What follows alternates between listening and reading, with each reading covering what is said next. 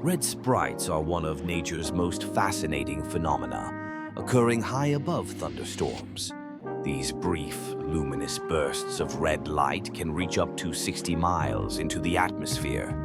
They happen when powerful lightning strikes create an electrical discharge, exciting the gases in the upper atmosphere. The result? A stunning display that lasts only milliseconds, yet can stretch over 30 miles wide. Scientists are still unraveling their mysteries, but these ethereal flashes remind us of the incredible power and beauty of our planet's weather systems. Imagine witnessing one. It's like seeing a cosmic dance in the sky.